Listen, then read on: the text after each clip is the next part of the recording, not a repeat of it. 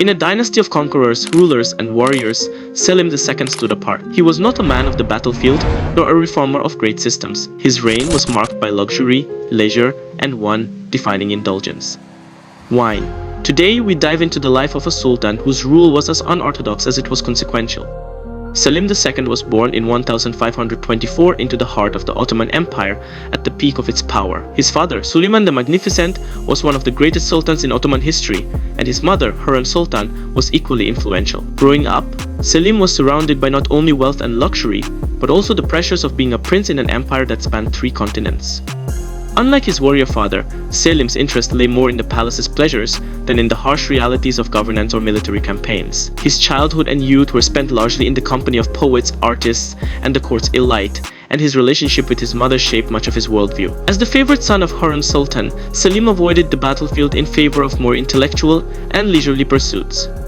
While Selim enjoyed a relatively peaceful youth, the struggle for succession was always lurking in the background. After all, Selim was not the only son of Suleiman the Magnificent. His brothers, particularly the warrior Prince Mustafa, were seen as more suitable heirs to the empire. The rivalry between Selim and his brothers culminated in the infamous execution of Mustafa in 1553, orchestrated by Hurrem Sultan and her allies. With Mustafa out of the way, Selim became the de facto heir, but his rise to power would not be smooth. After his father's death in 1566, Selim ascended to the throne, becoming the 11th Sultan of the Ottoman Empire. Selim's ascension marked the end of an era of warrior sultans. Unlike his predecessors, Selim had no desire for military campaigns. His focus was on maintaining the empire his father had built and enjoying the luxuries of the palace. Selim II's reputation as Selim the Drunkard did not come from his policies or conquests, it came from his personal indulgences. He was infamous for his love of wine, particularly the sweet vintages of Cyprus. Selim's fondness for alcohol was well known throughout the empire. The Sultan's drinking habits were so legendary that it was said he preferred wine to any affairs of state. His indulgence led to the expansion of Cyprus' wine trade, and it's rumored that his decision to conquer the island was influenced by his desire to control its vineyards. Despite his reputation as a man of leisure, Selim I did not completely neglect the empire's military interests.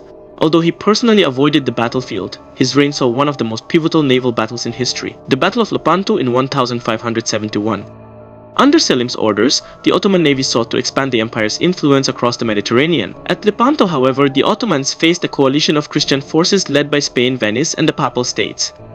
The Battle of Lepanto was a crushing defeat for the Ottoman navy, marking the first major loss for the empire's naval forces in over a century. Though the loss at Lepanto did not immediately halt Ottoman expansion, it was a significant blow to the empire's dominance in the Mediterranean. While Selim II is often remembered for his personal vices, his reign was marked by relative peace and stability within the empire. Much of the credit for this goes to Sokolu Mehmet Pasha, Selim's Grand Vizier, who was one of the most capable administrators in Ottoman history.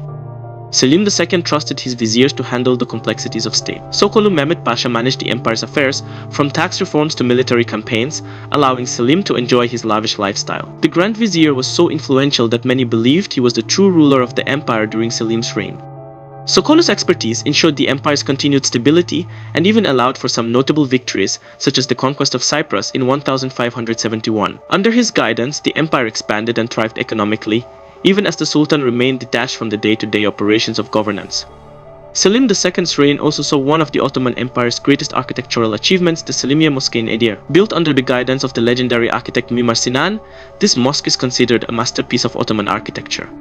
Though Selim may not have been a great conqueror, his reign left a lasting mark on Ottoman culture. The Selimiye Mosque stands today as a testament to his legacy and enduring symbol of the empire's artistic and architectural brilliance. Selim II's reign came to an end in 1574. After 8 years on the throne, the Sultan who had preferred the pleasures of the palace over the blood-soaked fields of battle passed away in Topkapi Palace. Though Selim II's reign was not marked by the monumental conquests of his father, it was a period of relative peace and economic prosperity. Yet, the legacy of Selim the Drunkard would forever be tied to his personal indulgences and the rise of the Ottoman court's influence over its rulers. So was Selim II an ineffective ruler lost in luxury? Or was his reign a sign of the changing nature of Ottoman power? His rule may have lacked military heroics, but his cultural and architectural legacy endures. Let us know what you think in the comments below. Remember to like, subscribe, and hit the bell for more deep dives into history's most fascinating figures. Here's a fun fact for those who stayed till the end. Legend has it that Selim II loved Cyprus wine so much that he considered it the nectar of the gods. Could his fondness for the island's wine have played a role in its conquest? What do you think? Was Selim a man ruled by his passions, or simply a sultan with refined tastes?